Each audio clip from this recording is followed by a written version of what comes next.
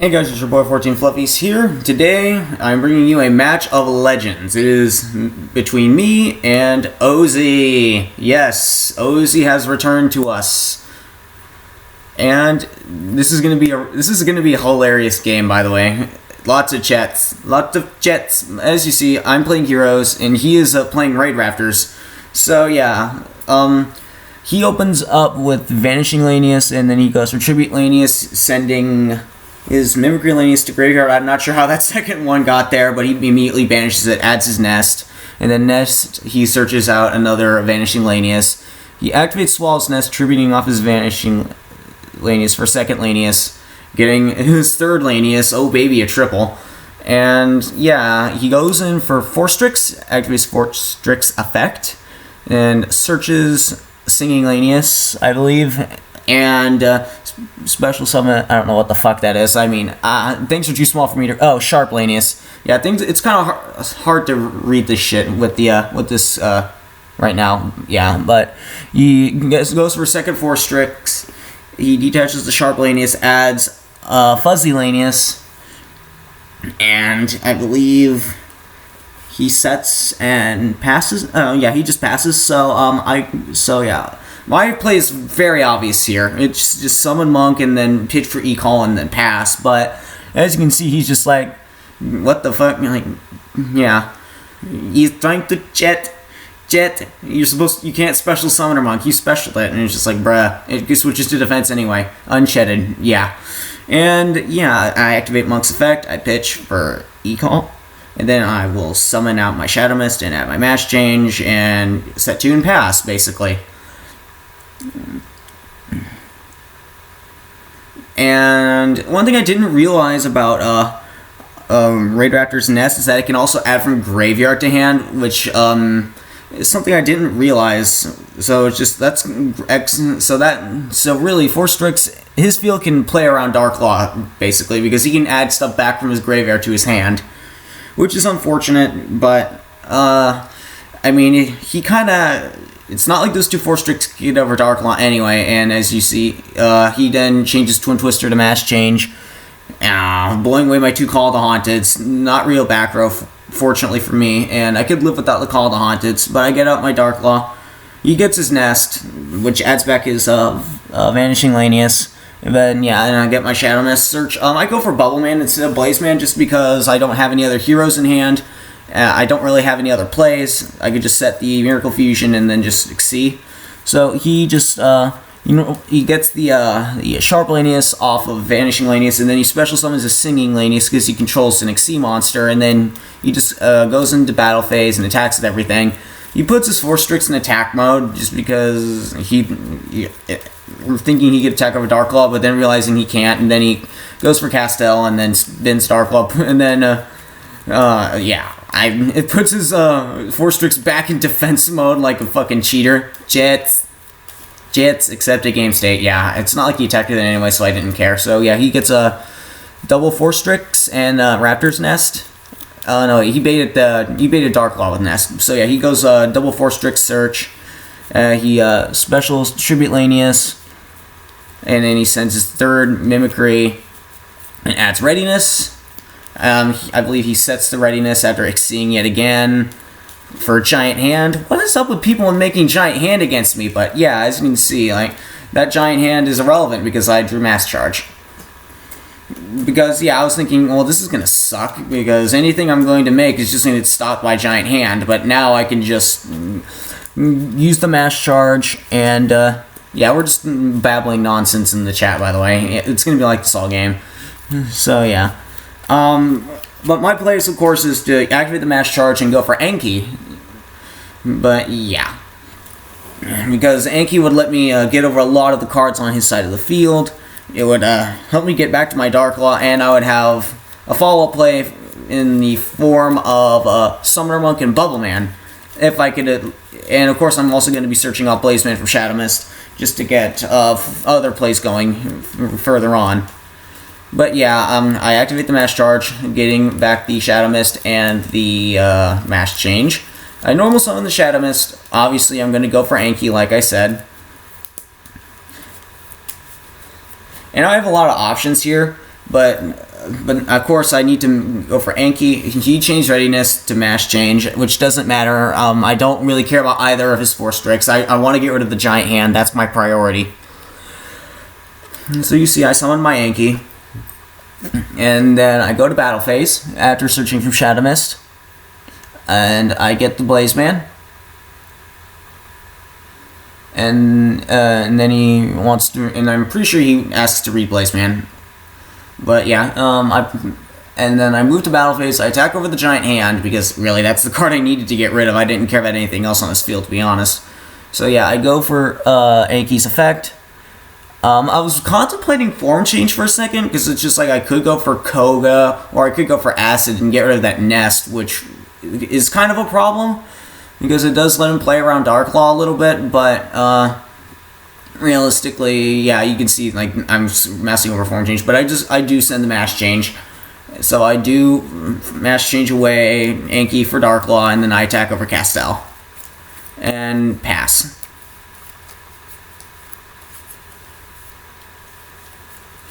And for his turn, he activates his Nest, he goes back into his graveyard and gets back, I believe it was, I don't remember. I mean, really all the Raid Raptors look the same and they do almost the same thing. It's spam, basically. I don't remember what he grabs back. Vanishing Linneus, yeah, he grabs back Vanishing, he goes for Vanishing, activates it. Special summons Tribute, and I'm thinking, oh great, he's gonna go for 101 and absorb Dark Claw. Well, GG. Because yeah, you can see like change control. I read 101, but he makes Master Key Beetle, which I can live with that. I guess he must want to protect his nest, but no, he targets one of his 4 Strix, which I don't really know why he'd want to protect a 4 Strix. I mean, he knows more about Raid Raptors than I do. But yeah, in this hand, I could go off with this hand just because of the fact that I have a second Bubble Man, but then, yeah, I'm going to go in for Blaze Man. I add the Poly, activate the Poly, I pitch a Bubble Man, and send Blaze Man for Nova Master after contemplating what I'm going to do. And there's the Nova Master. If he had Max C, this would really suck. I'd probably just stop at Nova Master, though. Then I contemplate more. I was thinking, it took me a long time to realize that the best play would actually be to go for Ab-Zero. But I do go for Ab-Zero. I banish the Blaze Man and the Bubble Man because I want to keep a Shadow Mist in graveyard for Call of the Haunted. I go for Ab-Zero. And then, of course, I attack over the 4 Strix that's not under the protection of Key Beetle with Nova Master, so I could trigger Nova Master's effect. I mean, this may have actually been a misplay. I probably should have attacked over the Key Beetle with Nova Master so that the 4 Strix would die, and then attack over the second 4 Strix with Ab-Zero, so that way I could have kept Ab-Zero. But as you see, I'm going to crash with Ab-Zero.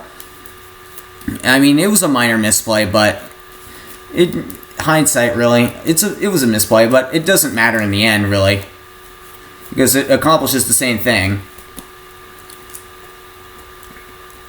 And then he says, yeah, he'll play Utopic Future, and it's just like, okay, yeah, I definitely can't have that happening. So yeah, crash Ab-Zero into Key Beetle. Ab-Zero dies, but everything else dies, which is nice. And I set my bottomless and pass. And then he activates Upstart Goblin. I gain 1,000. He draws. And then he takes forever just to contemplate his move. He sets 1 and passes. So I draw in the Goblinberg, and I believe I just summon the Goblinberg in Special Monk after looking at my extra to see what I'm going to do. I could potentially, and I was thinking to myself, yeah, I can't go for game with this hand. I'm just gonna have to be conservative. I'm just gonna attack with Nova Master and pass. Yeah. Anyway, and then main phase 2, I go for Goblinberg Special Bubble Man. If I still had access to Infinity, I would actually make Infinity here. But yeah, I overlay the Monk and the Goblinberg for Rafflesia, and now I pass. Just stop any other further plays he would have. Like if he goes into like a Life Shave, like if he has that shave, yeah, that life shave, rank up, and then yeah, stop that. But yeah, he doesn't. He goes for he goes for last Strix. I'm walking all over my words here. I'm sorry. But yeah, he scoops after he realized that Rafflesia would just spin back anything he summons from extra. And then game 2. I could have cited a lot for Raid Raptors, like the Kaisers, the Time Space. Actually, not the Chaos Trap. A lot of that stuff would have been really good versus Raid Raptors, but Ozii didn't have a side deck, so I was going to be a sport and not side either. So yeah, game 2. He opens double upstart. I mean, that's fine by me, really. And then he passes, and it's just like, oh god, he must have a handful of bricks. And it's just like, okay, this hand's awesome against an open field. So I just go in for a Hero Lives. Pay that 5,000 because he double upstarted me. And then I get out my Shadow Mist, attempting to get to my mash change. As soon as DN stops lagging. So yeah, I go for my Shadow Mist, and then he fucking Valors my Shadow Mist, and it's just like, bruh, seriously? Seriously? And just like, that completely kills this hand. Oh well. I probably should have not set the... I set the Hero Lives. I probably really shouldn't have. I could have just normal summoned the Bubble Man, and then I go for Rafflesia. Thinking about what would be best, I was thinking maybe Dweller, but no. Only one thing. Dweller only stops one thing in Raid Raptors, but yeah. I go for my Rafflesia just to... If he goes for 4 Strix, it'll stop it. He still has a handful of bricks, so I'm just going to sit on Rafflesia. I draw an Emergency Call. I have a Call of the Haunted set, so I'll add my Blaze Man, and then I'll attack. And then go main phase 2, dump Shadow Mist, and then I'll have a Shadow Mist live in my graveyard for Call of the Haunted. And that way I can poke for damage, and poke for maximum damage while still being able to get my searches on. And I checked the graveyard just to see if he had a second Valor or not, just because, you know, if you get Valored once, you don't do stupid stuff like that again. I'll just say it like that. So yeah, I dump my Shadow Mist to the graveyard, I add my second Blaze Man, and pass. No point in setting the Rivalry, considering that it's not really that live right now. So he just passes again after setting 1, just so he doesn't have to discard. And in the end, he sets 2 actually, and just like you didn't see that, and just like, nah, it's fine. And then I activate Call the Haunted in the end phase, and then he changed Twin Twister, which was a smart play. He pitches a Sharp Lanius as cost. I mean, that could get a potential Readiness live. So you see I draw into my 3rd Shadow Mist. Yeah, triple Shadow Mist, never good. So I summon my other Blaze Man. I activate his effect, add Poly, and then I will activate the Poly. And I will send Blaze Man and Shadow Mist to the graveyard for Nova Master. This is pretty much just going to be the war of Nova Master, basically. Nova Master carries me so much. And then off of Shadow Mist, I search out... Bubble Man. There was no point of grabbing Neos Alias there with that hand.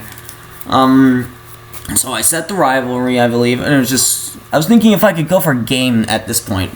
But yeah, I set the Rivalry just because I'm planning on specialing Bubble Man. And I think about this a lot. Just, unless I go for Bubble Man, I special the Bubble Man.